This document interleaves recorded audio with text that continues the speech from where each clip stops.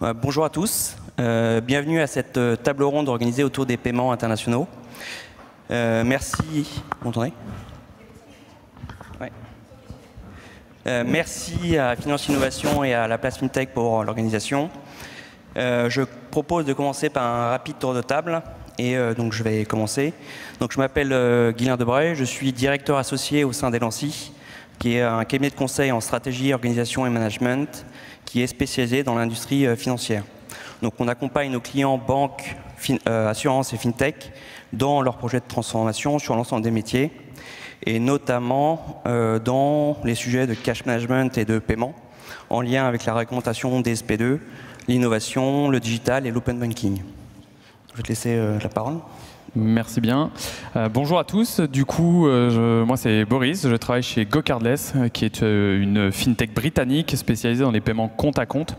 On a toujours notre siège qui est basé à Londres. On travaille sur le marché français depuis 5 ou 6 ans maintenant et on accompagne un peu plus de 70 000 entreprises sur leurs problématiques de paiement récurrent. Donc ça va...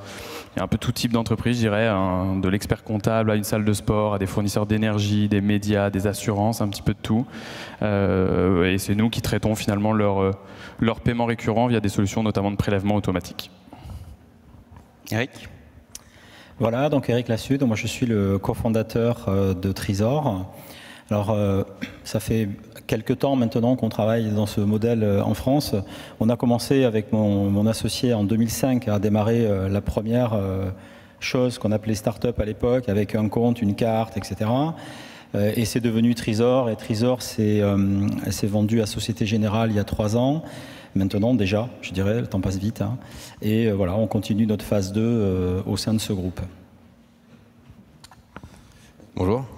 Je suis donc Mohamed Madouri. Alors un petit aléa du direct parce que c'est pas ma photo, mais c'est pas grave. Je suis donc directeur commercial pour Currency Cloud en France. Je dis en France, mais nous sommes basés à Londres. On est une entreprise anglaise qui existe depuis bientôt 10 ans. On a commencé sur le marché français depuis quelques mois. On approche les choses vraiment d'une façon anglophone. Currency Cloud vient de se faire racheter par Visa. Et ce que nous faisons concrètement, c'est aider les entreprises, fintech, banques ou autres, à rentrer dans les paiements transfrontaliers. Donc ravi de faire partie de cette table aujourd'hui et de partager cette session avec les collègues. Merci. Bonjour à tous, je m'appelle Jean Villedieu, je suis un des cofondateurs de Linkurious. Donc Linkurious, c'est quoi? C'est une solution d'investigation qui permet de détecter et de lutter contre les réseaux de criminels, qui soient spécialisés dans la criminalité financière ou la cybercriminalité. Aujourd'hui, on a à peu près une 50aine de personnes. On est basé à Paris et aux États-Unis et on accompagne des clients tels que le groupe Crédit Agricole, Pôle Emploi ou Wells Fargo. Et je suis ravi d'être avec vous aujourd'hui pour parler de paiement transfrontalier. Et c'est ta bonne photo? C'est la bonne photo, un peu plus jeune, mais ça me va bien. Pareil, c'était il y a quelques temps. Donc Christophe Bourbier, moi je suis le CEO de ce qu'on appelait avant Limonetic. Et Limonetic donc a été racheté par le groupe Thunes. Donc je reste moi CEO de la partie collection, de ce qu'on appelle Collection. Thunes, c'est une société d'environ maintenant 300 personnes qui est basée à Singapour mais qui a des bureaux un petit peu partout dans le monde, au Mexique, à Miami, à Dubaï, en Angleterre et en France. Et notre métier en fait c'est d'aider les marchands, les marketplaces mais aussi les banques à accepter des paiements d'un peu partout dans le monde. On en a 285 des moyens de paiement. On couvre 70 pays. Et aussi à envoyer de l'argent un petit peu partout dans le monde. Un petit peu comme Currency Cloud, en fait. Et on sait envoyer de l'argent dans environ 130 pays, aussi un peu partout dans le monde. Voilà. Ok, super. Donc on va pouvoir commencer cette table ronde. Du coup, on l'a vu et c'est l'objectif de la journée d'aujourd'hui. Le secteur des paiements connaît des mutations profondes depuis un certain nombre d'années, en lien avec la réglementation, donc le DSP2 en Europe, l'innovation, la digitalisation, les nouveaux usages, les nouveaux entrants et les nouvelles méthodes de paiement. On atteste, on a parlé plusieurs fois aujourd'hui, les levées de fonds records sur ce secteur, avec un secteur qui concentre en montant et en nombre la plupart des levées de fonds et des investissements par rapport aux autres secteurs des services financiers. On l'a vu aussi, la pandémie a eu des impacts assez importants sur le secteur des paiements, en lien avec les besoins en paiement en ligne et l'accélération des paiements à distance. Mais dans tout ça, les paiements internationaux ont toujours été un peu le parent pauvre en termes d'innovation et de digitalisation. Donc c'est un secteur qui pendant longtemps a été trusté par les établissements financiers historiques, donc avec tout ce qui est autour des virements, des prélèvements, avec les réseaux SWIFT pour les paiements en devises, SEPA pour les paiements sur la zone euro, les effets de commerce, le CREDOC-REMDOC, et par des acteurs qui sont spécialisés dans le transfert d'argent et qui ont des positions dominantes. Mais depuis quelques temps, on voit que ce secteur évolue, se modernise avec des nouveaux entrants qui cherchent à améliorer l'expérience client, à apporter plus de transparence dans l'industrie, notamment sur tout ce qui est frais et taux de change, plus de rapidité, plus de sécurisation aussi sur les transactions, et avec une baisse des coûts assez considérable. Donc c'est ces éléments-là qu'on va essayer de vous démontrer aujourd'hui avec les experts. Et j'aimerais commencer par une première question en m'adressant à tout le monde. Pour vous, qu'est-ce que ça évoque les paiements internationaux? Quelle est votre vision et votre définition des paiements internationaux? Si on peut commencer, Mohan. Oui, bien sûr, c'est une bonne question. Je pense que ça vaut toujours la peine de définir pour être sûr qu'on se comprend bien. Alors, chez Currency Cloud, pour simplifier concrètement, les paiements transfrontaliers, ça veut dire 3 choses. La réception de fonds, l'accès au FX, au taux de gros, et l'envoi des paiements transfrontaliers, que ce soit des envois par SWIFT, l'accès aux routes de paiement domestiques, c'est pas comme vous l'avez indiqué, Faster Payments pour le sterling, le dollar canadien associé au FedWire ou SCH, et le dollar canadien via l'ETF. Nous avons une couverture SWIFT sur 180 pays, donc nous sommes en mesure d'envoyer et de faire sortir des paiements à travers 180 pays, mais la façon dont nous travaillons, c'est sous un modèle qu'on appelle B2B2X.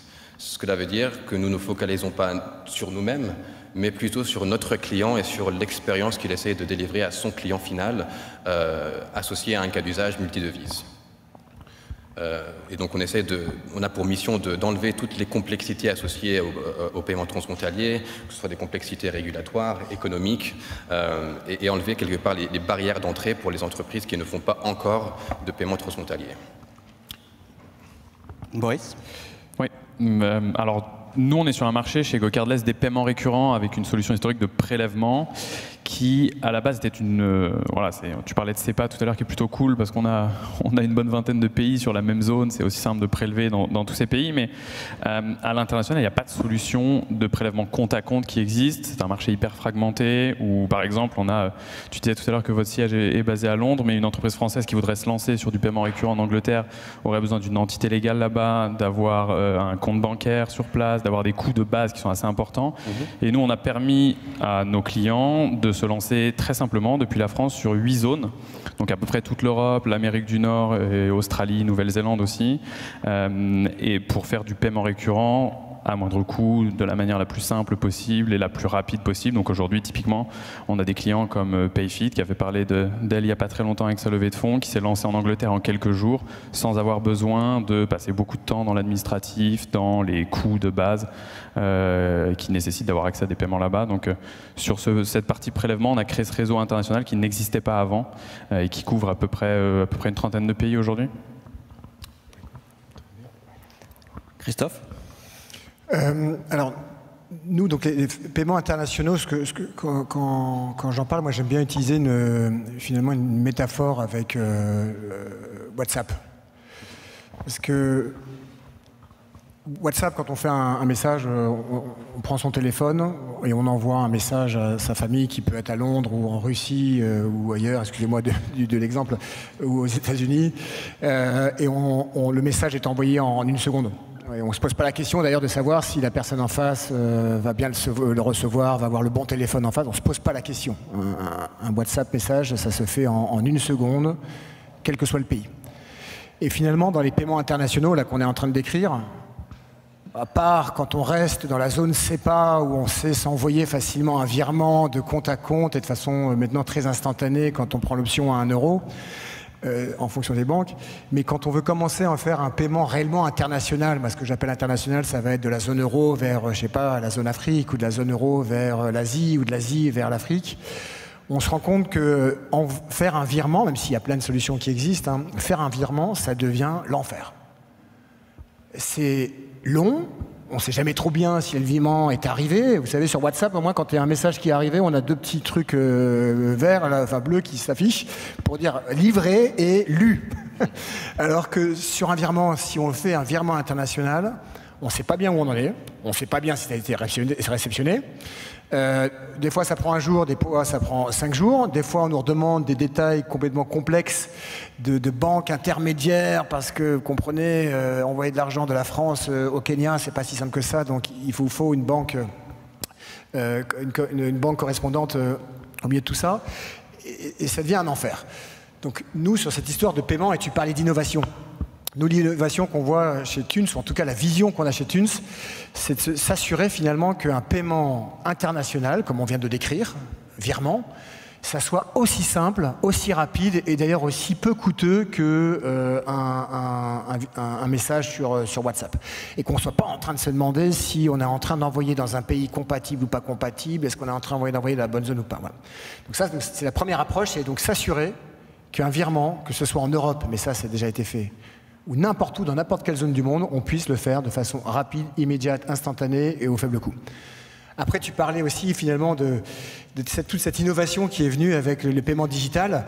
Il faut pouvoir alimenter ce virement, parce que c'est bien de faire un virement, mais il faut qu'on puisse aussi finalement alimenter, donner de l'argent pour que ça puisse partir de son propre compte. Et ça, c'est pas toujours très simple, parce qu'en fonction des pays, on va alimenter finalement peut-être son compte avec de la carte bancaire, avec un autre virement. Mais dans le monde aussi, finalement, des moyens de paiement, il y en a une quantité dingue. Donc des paiements, une fois de plus, qui vont permettre d'alimenter un compte qui, lui, va peut-être permettre d'envoyer un virement derrière. D'accord ? Et là aussi, juste pour rappel, nous, on travaille beaucoup avec la carte bancaire en France, on utilise beaucoup ça, ça représente 85% des paiements sur Internet. Et la réalité, c'est que dans le monde, la carte bancaire, Visa, Mastercard, c'est pas beaucoup utilisé. C'est plutôt les moyens de paiement qu'on appelle à tort alternatifs, qui représentent 75% des transactions dans le monde. Donc les gens vont payer plutôt avec un wallet, vont payer avec un open payment, vont payer avec un bank-to-bank, vont payer avec un mobile, vont payer avec de la mobile money en Afrique. Et en fait, dans le monde, on se rend compte qu'il y a plus de 400 ou 500 moyens de paiement qui existent. Donc, si on mélange tout ça, quand on veut faire un paiement, j'ai été un peu long, excusez-moi, mais quand on veut faire un paiement international, il faut que le virement soit simple, et on est loin d'y être, et en plus, il faut pouvoir alimenter finalement ce compte pour faire le virement. Et là aussi, c'est pas simple, parce que dans le monde, c'est exceptionnellement hétérogène le nombre de moyens de paiement qui existent pour ce faire. Il y a aussi le cash. Et il y a aussi le cash. Et Eric ? Alors côté Trésor, en fait, la difficulté, c'est que, je dirais, nous, on est un peu la synthèse de tout ça. Encore une fois, Trésor, c'est une plateforme qui la promesse, c'est de permettre à nos utilisateurs, enfin à nos clients, de donner à leurs clients, parce qu'on est dans un modèle B2B essentiellement, on est dans un modèle agent, des services de paiement via un API et via la meilleure expérience client possible. Donc pour nos clients, ce qu'ils voient, c'est un parcours client qu'on va faire avec Trésor. Et le parcours client, ils espèrent que ce soit le même. Donc un paiement international, un parcours. Sauf que là, on vient de parler de, je sais pas, 20 cas d'usage là en 3 interventions, parce qu'il y a le cas d'usage e-commerce, il y a le cas d'usage marchand, le cas d'usage banque et non-banque, le cas d'usage... Enfin, voilà. Et donc, nous, le travail qu'on doit faire, c'est la synthèse. Et comment on restitue ça de manière simple et intelligible.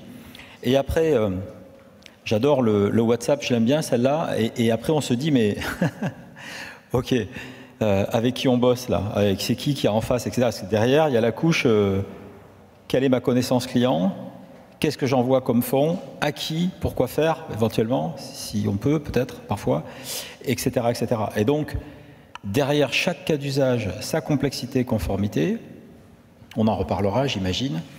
Et voilà. Alors, nous, chez Trésor, en fait, on travaille avec Christophe, on travaille avec des sociétés comme Currency Cloud, on travaille aussi, enfin, on se connaît avec Jean aussi pour la partie conformité. Donc, on a on a, comment dire, on fait la synthèse et c'est difficile, enfin c'est pas évident pour chaque cas d'usage d'appliquer la bonne conformité, les bonnes contre-mesures et surtout le parcours client qui va plaire et qui va faciliter le business. Et je crois que les éléments fondateurs on en a parlé, hein, la rapidité, la transparence, ça va coûter combien ce truc-là? Parce qu'au bout d'un moment, on ne sait pas trop. Et quand, enfin, la partie traçabilité, quoi.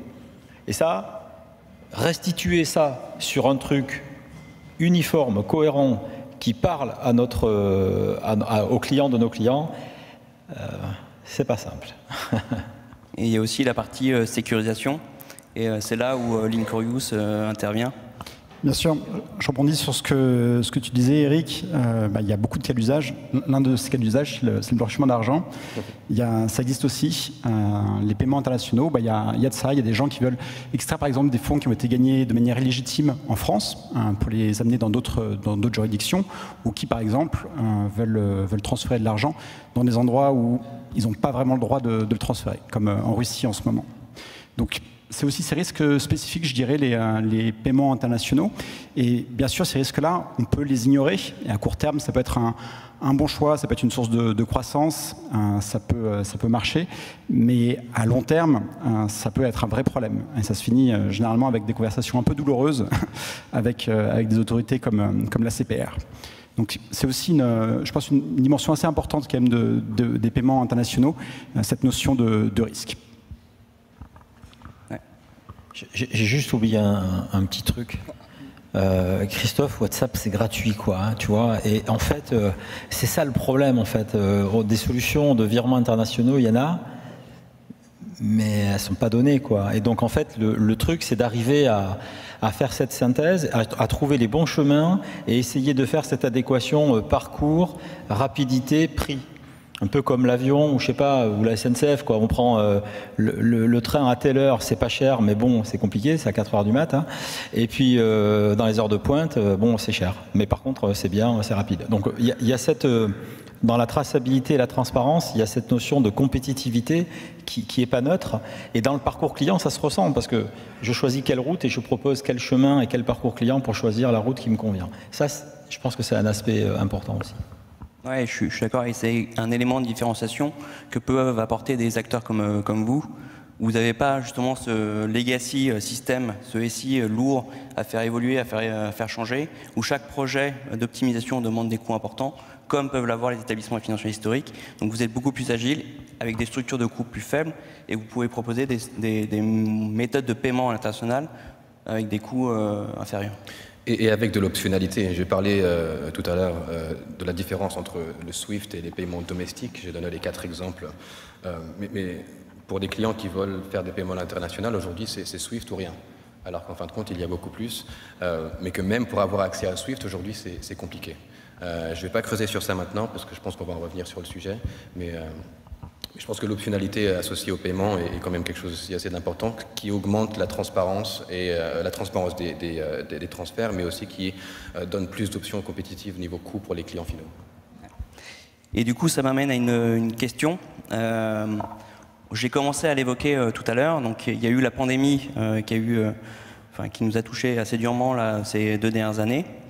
Et ce que j'aimerais savoir, c'est d'avoir un peu votre Rex sur la manière dont ça a affecté vos activités respectives et comment est-ce que vous avez réagi face à tout ça.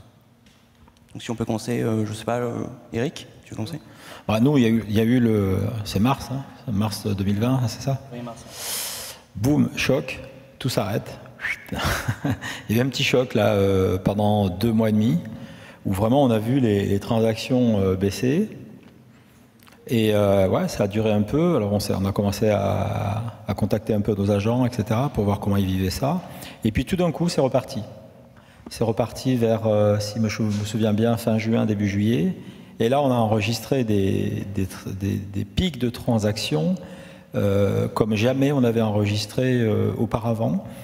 Et en fait, c'est à ce moment-là qu'il y a eu un changement, je pense, assez visible sur notre industrie. Et je pense qu'à ce moment-là, certains projets ont validé le modèle. C'est-à-dire, il y a vraiment un intérêt, etc.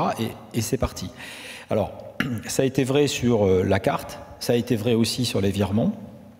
Tout ce qui était de nature à fonctionner avec des beaux parcours clients, etc., a pris, j'ai l'impression que tous nos agents ont pris un second souffle, là, une autre... Il y a des choses qui se sont ouvertes et des choses qui se sont validées. Et je crois qu'on a augmenté le volume de l'e-commerce de manière très sensible, et même l'adoption d'applications digitales. Ouais. Enfin, moi, depuis la pandémie, je n'utilise plus ma carte. Le wallet. Mais du coup, ça m'amène vers Christophe. Tu parlais des paiements en ligne, et c'est un peu ton cœur de métier. Et du coup, comment ça a impacté tes activités? Alors, donc nous, effectivement, historiquement, donc Limonetic, la partie qui s'occupe des moyens de paiement, donc la réception d'argent venant de moyens de paiement digitaux, même dynamique que toi, Eric, c'est-à-dire que ça s'est effondré sur le mois de mars en termes de volume, là où tout le monde se demandait à quoi allait ressembler la vie le jour d'après. Et puis nous, on a des clients comme Uber, comme Deliveroo, comme Takeaway, qui, eux, ont vu, pour le coup, dès avril, dès le 1er avril, grosso modo, là, ils ont vu leur volume complètement s'exploser. Et nous, comme on offre des moyens de paiement très internationaux, mais aussi des moyens de paiement très locaux, comme des tickets restaurants, par exemple, sur Internet, on sait faire un peu les deux opposés, quoi, du très international ou du très local. Eh bien, les volumes ont aussi explosé à ce moment-là. Alors, ce qui est intéressant, c'est que ça s'est pas retassé, quoi. C'est que finalement, il y a l'adoption dont tu parlais, Eric, je pense, qui évidemment, les gens s'y sont mis, les gens, pour ceux qui étaient encore un peu récalcitrants, peut-être les plus âgés, ou ceux qui avaient encore un petit peu quelques doutes ou quelques peurs à utiliser des moyens de paiement digitaux, je crois qu'ils y sont passés et ils sont pas repartis en arrière. En tout cas, c'est ce que les chiffres ont l'air de nous montrer pour l'instant. Voilà. Si je peux peut-être rajouter un petit peu de commentaires qui vraiment c'est très relié à ce que Eric et Christophe ont mentionné. Il est clair que le premier effet de la pandémie a été négatif. Désolé, dans le sens que les entreprises qui ont des activités domestiques, leur croissance a complètement ralenti. Cela dit, ça a très rapidement donné naissance à des bonnes idées et à de l'entrepreneuriat. Donc l'essor de l'e-commerce, les paiements transfrontaliers, les gens qui ont dû fermer leur magasin par exemple, qui ont dû pivoter et créer un online shop, devoir avoir accès à un wallet, mais qui se sont par la suite rendus compte qu'ils avaient en fin de compte une clientèle globale, mais qu'ils étaient un petit peu coincés parce qu'ils ne pouvaient pas faire rentrer des paiements non euros. Ça a donné aussi naissance à beaucoup de microéconomies, j'ai envie de dire, associées au e-commerce, des gens qui ont des présences uniquement en ligne, qui sont générateurs de revenus, qui ont une présence globale, mais qui, parce qu'elles ont un profil, disons, différent, nouveau, atypique, ont eu du mal à être bancarisées par les banques typiques qui aident les business. Donc ça a non seulement créé ce type de business, mais ça a donné naissance à des fintechs qui veulent servir cette niche d'utilisateurs. Donc quelque part, ça a eu un effet négatif premièrement, mais ça a très rapidement donné naissance à beaucoup plus de potentiel, qui a ouvert des portes, qui a créé des nouveaux cas d'usage, y compris les wallets dont tu parles, Guilain. Alors, pardon. Vas-y, je t'en prie, Jean. Merci. Jean. Un autre aspect que nous on a vu qui était assez frappant, on parle beaucoup de digitalisation des parcours clients, et donc on voit ça. Mais ensuite, ce que ça change concrètement, c'est que des clients qui, par exemple, visitaient une agence pour un prêt, pour ouvrir un compte, ou pour faire un crédit, pour démarrer un contrat d'assurance, finalement, ces clients-là, nos clients à nous, qui sont des institutions financières, ne les voient plus, interagissent avec eux à travers une application, à travers des moyens électroniques. Et ça crée des opportunités énormes pour les criminels, pour les fraudeurs, pour ceux qui font du blanchiment d'argent. On a vu une vraie recrudescence de ce type de comportement, en fait, des criminels qui exploitent un petit peu les failles de ces parcours complètement numérisés pour commettre de la fraude ou du blanchiment d'argent. Donc c'est un peu un versant négatif, un peu triste de toute cette digitalisation dont on a parlé. Et la fraude a explosé pendant le Covid ou ça? On a vraiment vu des clients qui, par exemple, ont vu une grosse partie de leur activité passer sur du digital et se rendre compte qu'ils n'étaient pas du tout prêts, en fait, pour lutter contre les fraudeurs, quoi, sur ces chaînes-là, sur ces channels. Ouais, et ça on l'a constaté aussi chez nos clients et ils n'étaient pas prêts pour les entrées en relation digitale, pour les contrôles de fraude. Et je crois que tu voulais agir, Eric. C'est clair, à chaque fois qu'on a... j'avais 2 points, je vais commencer par celui-là. En fait, ce qui est fou, c'est que quand il y a ce type de difficultés, quand il y a des gens qui sont en détresse, quand il y a des gens qui rencontrent des difficultés, quand il y a des outils qui se mettent en place pour leur venir en aide, du social, donc je pense au restaurant, le chômage partiel, des choses comme ça, immédiatement, quasiment immédiatement, vous avez des gens qui se disent comment je peux capter cette manne. Je me fous de savoir s'il y a des gens qui vont crever derrière, mais comment je vais capter cette manne et me l'approprier. Et immédiatement se sont mis en place des réseaux de mafieux qui avaient pour vocation à récupérer tous les aspects chômage partiel et les capter et les recevoir. Donc nous, on a vu passer ça chez Trésor, mais assez rapidement, ça a été violent. Il nous a fallu quelques jours pour comprendre ce qui se passait. Et ce sont des millions d'euros qu'on a stoppés, des millions d'euros, et qui s'étaient infiltrés comme ça dans le système avec des gens qui ont fait des KYC propres et des choses comme ça. Des gens qui ont finalement qui n'ont pas hésité à mettre carrément leur identité, et qui ont construit les réseaux et qui ont essayé de démultiplier ça. Donc ça, c'est un truc de malade. Et donc c'est ce que tu dis, c'est malheureusement, à chaque fois qu'il y a un move dans la société, se met à côté, se greffe des... Le deuxième commentaire que j'avais envie de faire, c'est de me dire quand même... Bon, Christophe, tu as connu 2009, 2010, quand on a monté les trucs, on était des bizarres, etc. Bon.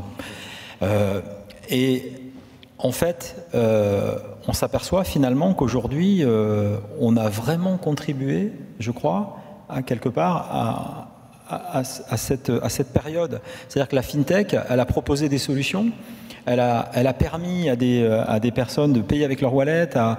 On a mis en place, enfin nos clients, pas nous, mais nos clients ont mis en place des parcours clients et des applications qui ont apporté des changements profonds dans la société.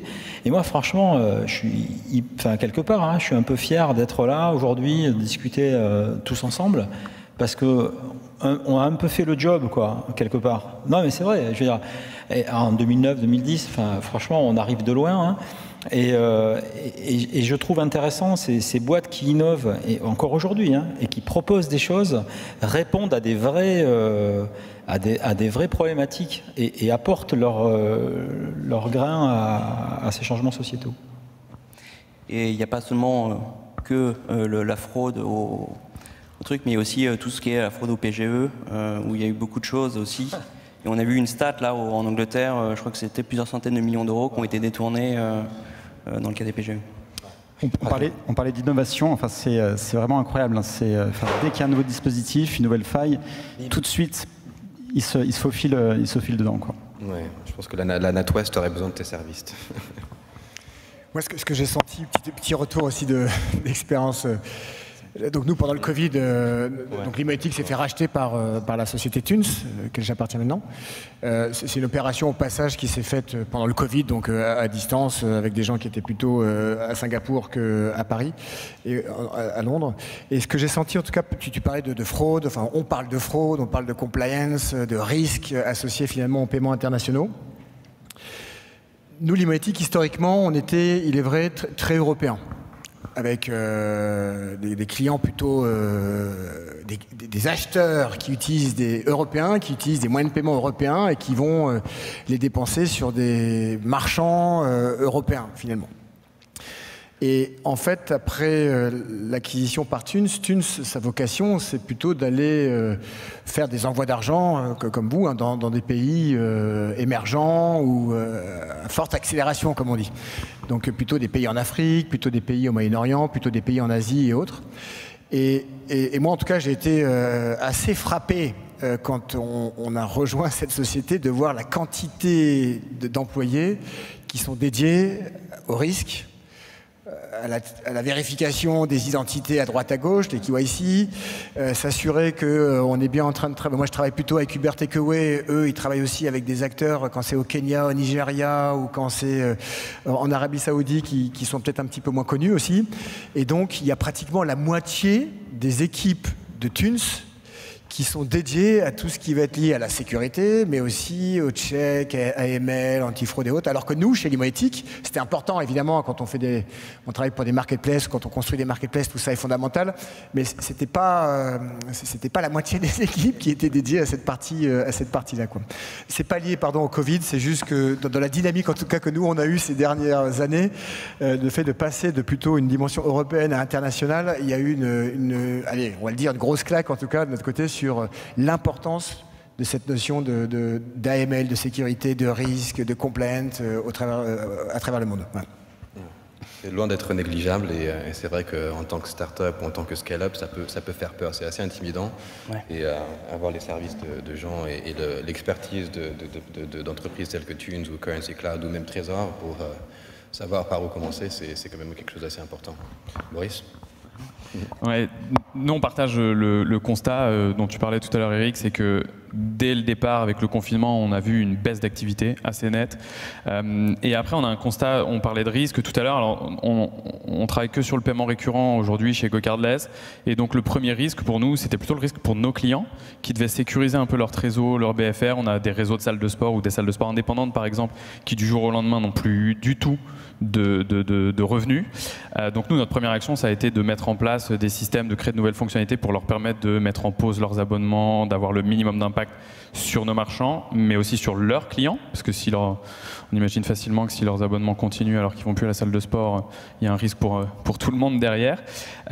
Et du côté plutôt optimiste des choses, on est assez optimiste chez GoCardless, mais du côté plutôt positif, il y a eu un ralentissement de l'activité qui a permis finalement à pas mal d'entreprises de repenser un peu leur process, de s'apercevoir que quand on faisait beaucoup de paiements one-off, on avait un gros risque avec une pandémie pareille, donc ça a accéléré pas mal la digitalisation chez nos clients. Il y en a notamment des retailers par exemple qui se sont mis à réfléchir à des business models récurrents et ça a accéléré toute cette partie-là, donc c'était plutôt, je partage ce que tu disais tout à l'heure Eric, un arrêt qui ensuite s'est accéléré assez rapidement derrière, quoi. Ce qui est sûr, en tout cas, je rebondis sur ce que tu dis, le click and collect, moi ça fait des années que j'entends parler du click and collect, et j'ai eu l'impression pendant des années que c'était non pas la tarte à la crème, mais que c'était un petit peu réservé à quelques enseignes type Fnac et Darty, et voilà. Ce qui est sûr, c'est que le click and collect, pour moi maintenant, tout le monde en fait, du petit magasin au bout de la rue jusqu'au restaurant qui évidemment en fait via Deliveroo et Uber et autres. Mais j'ai l'impression en tout cas aussi que ce que ça a poussé, c'est que le click and collect, pour moi, c'est devenu une réalité, alors qu'avant, j'ai l'impression que c'était des mots sympathiques pour les consultants, peut-être de temps en temps, pour vendre des concepts. Mais voilà, j'ai l'impression que c'est vraiment devenu c'est systématique et pour tout le monde. Voilà. Ouais, c'est vrai que nous on l'a remarqué parce que historiquement, donc on parlait beaucoup avec des entreprises du paiement récurrent qu'on connaît tous, les fournisseurs d'énergie, les médias, les salles de sport, etc. Et on a de plus en plus d'entreprises hors de nos secteurs d'activité un peu plus traditionnels qui viennent. On a signé il n'y a pas longtemps avec un retailer qui lance une nouvelle formule d'abonnement pour un discount. Enfin bref, l'idée c'est vraiment de sécuriser un peu plus sa trésorerie, d'avoir un peu plus de récurrent pour limiter le risque si demain on a ce type de situation qui revient, quoi.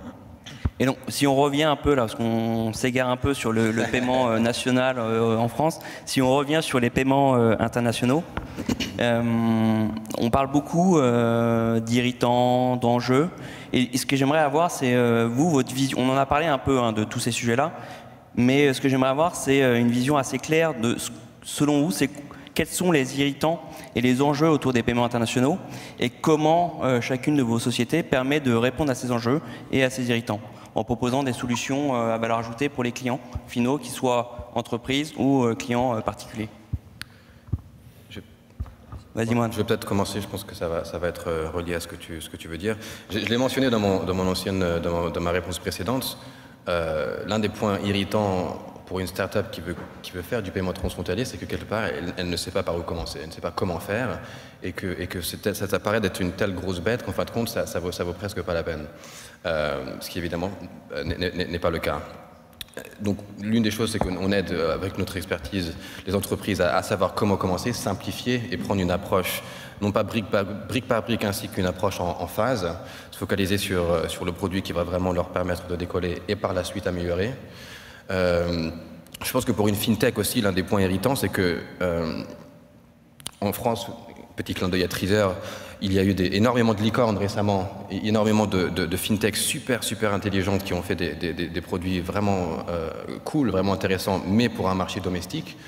Dès qu'un utilisateur de cette fintech a un besoin transfrontalier, il est obligé de sortir de l'application. Et du coup, l'expérience client pour la fintech, elle est gâchée quelque part. Et ça a un mauvais impact sur la fintech, mais le client, il est obligé de passer par une partie tiers, que ce soit une banque ou une autre, ça ralentit le processus. Il n'y a pas nécessairement de transparence au niveau des coûts dès que tu sors de la plateforme ou de l'application de la fintech. Donc du coup, le manque de confiance, j'ai envie de dire, et le manque de end-to-end associé à cette lacune, quelque part, c'est quelque chose qui est très irritant et qui affecte les clients de nos clients. Et on intervient sur cet aspect en l'offrant entre 70 et 80 API qui aident à connecter, automatiser à un grand maximum sans se presser. Ouais. Pardon, tu veux y aller, Eric ou... Non, je voulais rebondir sur la partie dont tu parlais juste avant, sur les startups ou les entreprises qui veulent se lancer un peu à l'international, ne savent pas forcément par où commencer, et le time to market peut être quelque chose d'assez impactant, un peu compliqué parfois. Et du coup, c'est un peu ce qu'on voyait nous sur au moins la partie prélèvement, c'est que c'est tellement fragmenté que se lancer, il y a toute une lourdeur administrative, il y a des coûts qui sont associés au départ, et ce qui fait que le coût d'entrée pour se lancer sur un nouveau marché, rien que pour se faire payer finalement, est assez important, et c'est toujours un peu problématique de dépenser de l'argent avant d'en recevoir et avant de se faire payer de son service. Donc c'est ce qu'on aide nos clients à faire. On fonctionne sur une seule et même API chez nous qui permet de prendre des paiements dans plus de 8 zones, 8 devises différentes. Et finalement, une entreprise française qui aurait de l'appétit à l'international, en Europe ou pas, pourrait se lancer avec, soit en prenant des paiements en devises. Tout à l'heure, on parlait de PayFit qui est présent au Royaume-Uni par exemple. Ils peuvent se faire prélever en livres sterling et recevoir des livres sterling s'ils veulent. On a aussi intégré une fonctionnalité pour leur permettre d'avoir de la conversion de devises et de recevoir des fonds en euros directement, ce qui permet d'avoir un time to market hyper rapide, des frais hyper limités pour lancer un nouveau pays ou tester un nouveau marché. Et du coup, ça permet de l'avoir à moindre coût avec une bonne visibilité sur la partie tarif, savoir combien ça nous coûtera de nous faire payer. Et c'est plutôt limité, on en parlait tout à l'heure, d'avoir un bon produit qui permet de réduire les coûts à ce niveau-là, de manière hyper fluide. C'est ce qu'on cherche à proposer à nos clients. Ouais. Il y avait aussi une visibilité sur les frais qui seront prélevés sur justement cette transaction en devise et le taux de change de manière un peu instantanée qui sera appliqué, ce qui est souvent quand on parle aux clients finaux, hein, le point le plus, l'irritant le plus important. On fait un virement vers l'étranger, mais on ne sait pas combien on sera prélevé et on ne sait pas combien ça va nous coûter. Et on ne sait même pas parfois si le paiement va vraiment arriver ou s'il va rebondir. On en revient à WhatsApp. Il n'y a pas le petit tic bleu et WhatsApp ne décroche pas. Et c'est le comble. Et le pire, c'est que ça a été accepté. Vu qu'il n'y a pas nécessairement d'alternative, les gens, ils ont pas le choix. Ils se disent, bon, ben voilà, je me fais peut-être arnaquer, mais on continue. Et donc, on essaie vraiment d'améliorer tout ça. Et je vais être très clair parce que je dis qu'on guide et qu'on aide. On n'est pas une boîte de conseil, attention. On est une fintech et je dis souvent on est plus une tech fin qu'une fintech parce qu'on se focalise sur notre technologie et sur le résultat. Mais vu qu'on travaille avec une 500aine de clients et que nos clients ont à leur tour des centaines de milliers de clients, en fin de compte, on a eu tellement de conversations, tellement d'expériences et tellement d'erreurs, j'ai envie de dire, qu'on en a appris et qu'on est en mesure de partager ça avec nos clients pour qu'ils puissent réfléchir en amont à quels éléments il faut prendre en compte associés à la fraude, associés aux cas d'usage qui peuvent être associés à leurs clients. Ce qui m'intéresserait, c'est aussi d'avoir l'avis de Jean là, sur les aspects conformité, sécurité. Oui, on parlait d'irritants. Alors c'est sûr que la compliance, c'est plutôt dans la colonne irritant, on ne va pas se mentir. Pour les clients, c'est les transactions qui peuvent être un peu plus longues, qui sont bloquées parfois. Ça peut être aussi des étapes d'entrée en relation un peu plus douloureuses, on va dire. Donc ça, c'est vraiment côté client. Et puis côté fintech, côté institution financière, c'est pas beaucoup mieux. La compliance, c'est des empêcheurs de tourner en rond, on va dire, pour pas employer de mots un peu plus grossiers. Donc au moins en première analyse, clairement, la compliance, c'est dans la colonne irritant. Ensuite, moi ce à quoi je crois. Tu me diras aussi, parce que tu parlais de ces marchés un petit peu exotiques tout à l'heure. Ce que je pense, c'est aussi que c'est un moyen d'aider nos clients à bien gérer le risque et à se lancer sur des marchés où ils vont pouvoir, à long terme, générer du profit et de la valeur. Et pas juste accumuler une énorme dette en termes de fraude potentielle ou de coûts de compliance. Je ne sais pas un petit peu ce que tu en penses. Tout à l'heure, tu parlais de ça, de la croissance un peu des équipes, et je sentais une petite pointe d'irritation. Allez, on va le dire. Non, mais c'est vrai que elle est finalement cette irritation est un peu nécessaire au final. Je pensais là à un cas d'un prospect bientôt client qu'on a chez nous qui est assez particulier. C'est on va dire un réseau, je ne vais pas donner de nom, mais un réseau comme TikTok, on connaît tous ça, qui ont donc qui sont basés à Singapour, qui veulent être payés en dollars et qui veulent vendre des services au Pakistan. Sympa. Compliance dit non. C'est un pays qui est quand même un peu particulier parce qu'on peut pas sortir d'argent du Pakistan, et la seule façon de sortir d'argent du Pakistan, c'est d'en envoyer. Donc il faut qu'on ait un équilibre zéro. Et donc là, sur une chaîne et sur l'irritant qui est là, on n'a pas à être compliance. Donc évidemment, on peut imaginer que quand on va commencer, si on peut le faire, sortir de l'argent du Pakistan et l'envoyer à ce client en faisant des conversions monétaires qui vont bien sans que ça prenne trop de temps, et envoyer ça sur un compte en US dollars à Singapour, que tout ça, il faut qu'on fasse attention à d'où on reçoit l'argent et où on l'envoie, que la banque centrale pakistanaise nous donne son accord et qu'elle ait une vue sur la traçabilité, comme tu disais Eric tout à l'heure, end-to-end. Donc ça c'est pas simple, mais c'est indispensable pour qu'on puisse éventuellement lancer ce sujet. Et l'autre irritant, mais c'est aussi là où on se distingue, c'est l'hétérogénéité dont on parlait tout à l'heure. Donc on part d'un pays, Pakistan, où on ne paye pas en carte bancaire, évidemment, enfin Visa, Mastercard, pardon, là-bas, ce sont des wallets un peu particuliers, donc en plus, il faut s'adapter à ces moyens de paiement spécifiques au Pakistan. Il faut que dans ce pays-là, on se mette au clair avec la Banque centrale pour qu'on lui explique le montage qu'on est en train de faire, que la Banque centrale accepte de travailler avec des gens, donc c'est pas TikTok, mais des gens qui ressemblent à TikTok, pas évident non plus. Un pays comme ça, et qu'on puisse donc avoir un montage qui fait qu'on puisse sortir l'argent et le convertir pour l'envoyer à Singapour. Et puis il faut aussi, j'imagine, convaincre, côté Singapour, le régulateur que tous les contrôles sont là et que du coup vous êtes un acteur fiable, quoi. Et donc Singapour qui se donne l'autorisation évidemment de venir contrôler des transactions de temps en temps un petit peu au hasard, comme on l'a déjà un peu en Europe, d'une certaine façon, avec tous les reporting qu'on doit faire, mais on a la même chose finalement à Singapour. Et donc la seule façon qu'on a trouvé finalement de pouvoir travailler, pouvoir lancer ce montage, c'est que on fait de l'envoi d'argent au Pakistan. Il y a des gens qui envoient de l'argent au Pakistan en utilisant les services de Thunes. Et donc, comme on envoie de l'argent, l'État, la banque centrale pakistanaise nous a permis de faire de la sortie d'argent. Donc au final, il y a rien qui rentre, il y a rien qui sort, mais tout s'équilibre quelque part. Bon, ça, je reviens sur la partie internationale. Donc l'irritant, c'est cette ultra hétérogénéité qu'on a là au niveau compliant, au niveau des lois, des États, au niveau des risques, etc. Mais c'est aussi ça qui fait que les virements, enfin les paiements internationaux sont compliqués et qu'on pense qu'il y a beaucoup de choses encore à aller inventer dans ces milieux-là pour rendre le virement entre le Pakistan et le Singapour aussi simple qu'un message WhatsApp. Donc. Ouais, c'est ça. En fait, alors c'est pour ça, nous chez Trésor, comme on essaye de faire la synthèse, on n'a pas du tout la prétention de la faire, mais on va plutôt travailler use case par use case. Voilà, parce que un use case, c'est un cas d'usage, c'est pourquoi c'est faire, c'est pour qui, avec qui, etc. Donc on cadre un petit peu les choses. Ça, c'est un peu plus simple. Enfin, c'est un peu plus simple. Mais alors en plus, on a la joie d'être raccroché à une banque internationale. Alors on doit, donc on a nos amis la CPR, qui sont nos grands amis depuis l'année dernière.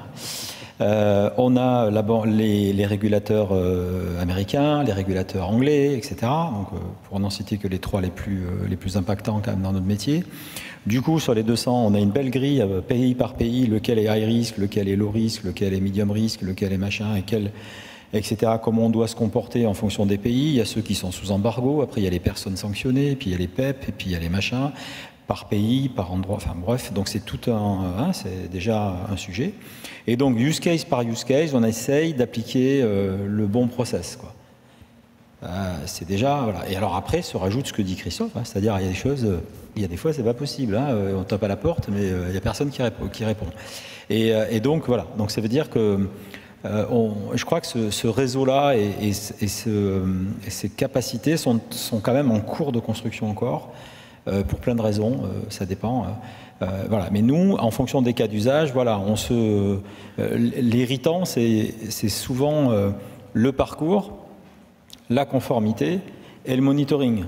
Chez Trésor, si on regarde un petit peu, quand on discute avec nos agents et qu'on leur demande leur avis sur un certain nombre de trucs, ils nous disent « ouais, vous nous bloquez des virements, vous nous bloquez des comptes, etc. » Je dis « ouais, mais quand il y a tous les monitorings au rouge, à un moment donné, on regarde. » Parce que la praline, quand on envoie des trucs sous embargo ou des choses comme ça, elle n'est pas piquée des verres, quoi. Donc elle est quand même inconséquente. Donc c'est super important. Derrière, il y a peut-être des vrais sujets. Et on fait ça pour les protéger. On fait pas ça pour les embêter. On est là pour les protéger. Mais cette pédagogie, elle est complexe, en fait. Et ça, ce sont des irritants pour expliquer que plus on va vers des parcours simples, plus l'intelligence derrière est complexe et forte. Et il faut expliquer pourquoi il y a des moments ça bloque. Oui, on l'a vu avec BNP et le régulateur américain qui a posé une amende assez conséquente il y a quelques années, de 8 milliards d'euros, et parce qu'elle avait rompu un pays sous embargo. Ça me faisait poser un peu à quelque chose que tu viens de mentionner, et d'ailleurs ce que Christophe a aussi mentionné. Je voulais vraiment pas en parler, mais je vais le faire quand même. C'est quelque part d'anticiper le prochain irritant. Et l'exemple que j'ai en tête, c'était le fameux Brexit. Comme j'ai dit, Currency Cloud est une entreprise, et toujours une entreprise anglaise, très anglophone. On est sur le marché français depuis 7 mois, mais quand le Brexit est arrivé, c'était un peu où est le bouton pour la panique, comment on fait. On avait une majorité de nos clients qui avaient une activité à travers l'Europe étant basée en Angleterre et qui ne savaient plus comment faire. Donc on a dû courir en Hollande pour obtenir la licence et établir un pont de passporting pour quelque part sauver les clients qui étaient affectés. Le Brexit est un exemple, ça faisait des années qu'on en parlait, et quand ça s'est concrétisé, c'était quelque chose qu'on a dû faire, mais bon, c'était l'exemple que j'avais en tête, d'anticiper le prochain irritant pour justement devancer, et je retombe sur la partie de la confiance, être sûr que la compagnie avec qui la FinTech travaille et vice-versa, il y a un élément de confiance, un élément de transparence, même au sein des relations. Et ça m'amène à la dernière question, il nous reste une petite dizaine de minutes. Donc on a parlé des irritants, on a parlé de la pandémie, on a parlé de votre définition des paiements internationaux, donc quelque chose d'assez actuel à l'heure d'aujourd'hui.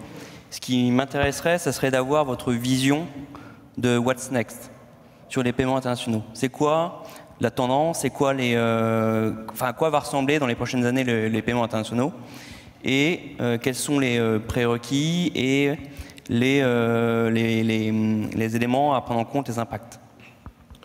Je ne sais pas qui veut commencer. Moi, je peux donner déjà, par exemple sur l'Europe, on ne se rend pas compte, mais un paiement vers l'Allemagne, c'est considéré comme abroad, c'est déjà un paiement international. Déjà, pour la banque. Voilà. Donc, il va y avoir, je pense, plusieurs éléments structurants. Déjà, l'alignement des régulateurs, ça va nous aider un peu sur l'identité, etc. Ça va être un facilitateur.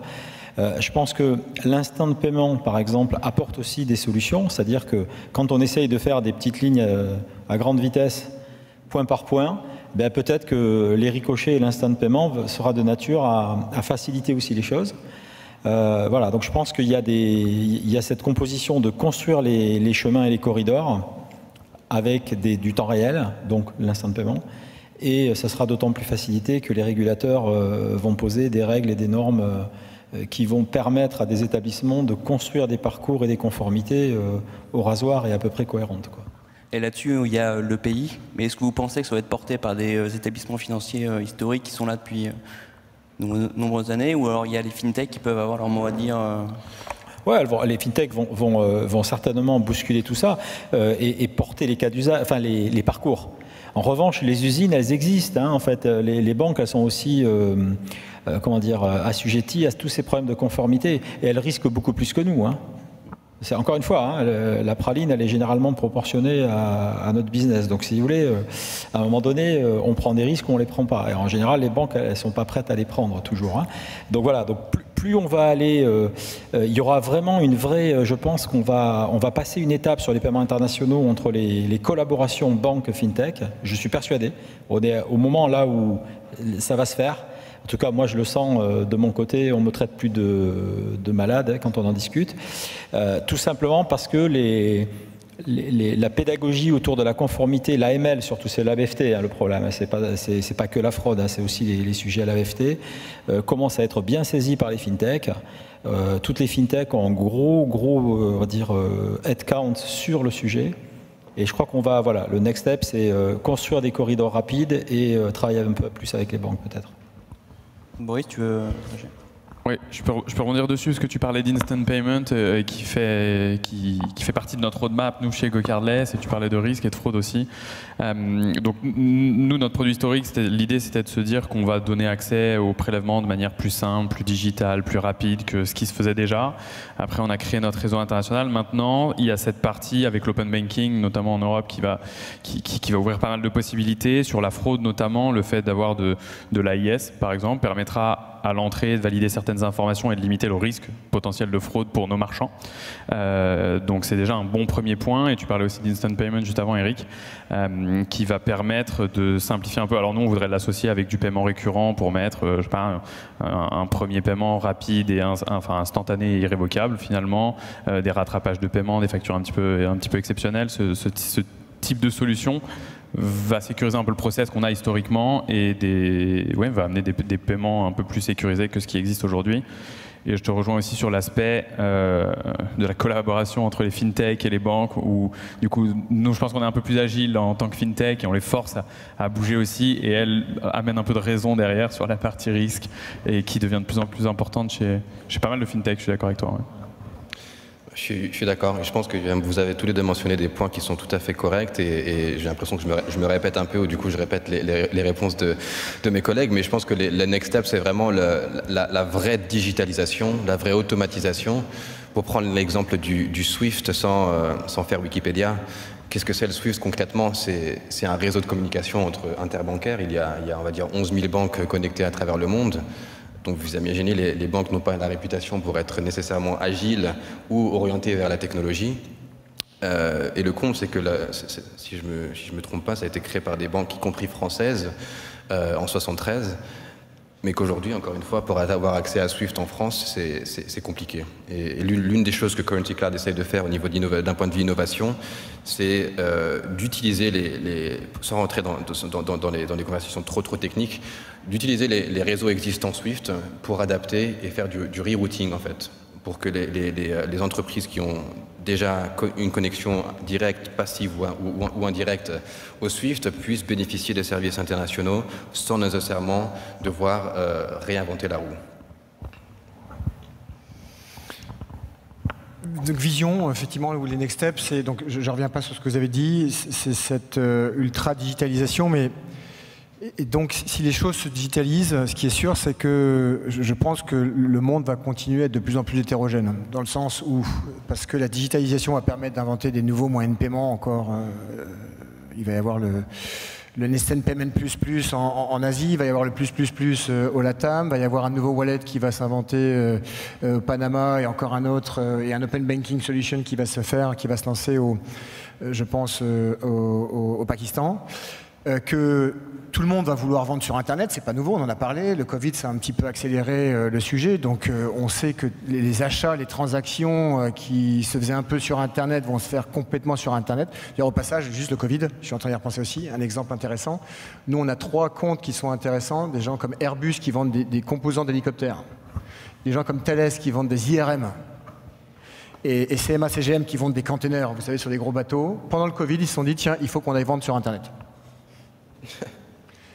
Donc avant, il y avait Fnac qui vendait sur Internet, et maintenant, même Siemens, Thales et CMA, CGM commandent à vendre sur Internet. Évidemment, eux, ils veulent vendre partout dans le monde.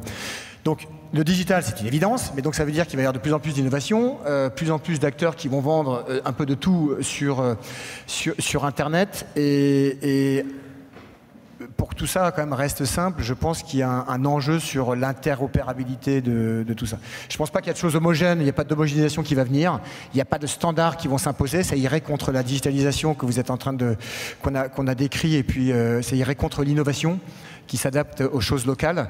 Donc il n'y a pas de standards qui vont s'imposer, à part peut-être par zone, comme le pays qu'on est en train de remettre en place en Europe. Mais pour moi, le Saint Graal va venir de l'interopérabilité qu'on va réussir à mettre en place entre tous les pays pour faciliter les échanges internationaux. J'ai plein de trucs qui me viennent en tête. On devrait faire ça tous les jours. Ça sera peut-être relié à ce que j'en fais. On parle de paiement transfrontalier, mais on parle très souvent de l'Europe, des États-Unis, de l'Asie. Je pense que l'un des très très gros potentiels est vraiment associé au marché émergent et la standardisation de l'accès aux flux envers l'Afrique. Il y a des milliards de dollars et de francs CFA, on va dire, qui circulent entre l'Afrique et l'Europe, et malheureusement, c'est pas facile. Alors, je vais prononcer un gros mot, moi, mais je sais pas, la crypto est un sujet à regarder. J'allais en parler. Voilà. On regarde, en tout cas, on s'intéresse. C'est un sujet que vous regardez là chez Trésor? Pas que chez Trésor, hein, côté SocGen aussi, mais voilà, c'est certainement un outil qui va apporter son lot et qui certainement apportera. On parle de traçabilité, par exemple. Bon, la crypto est de nature à rendre traçables les choses.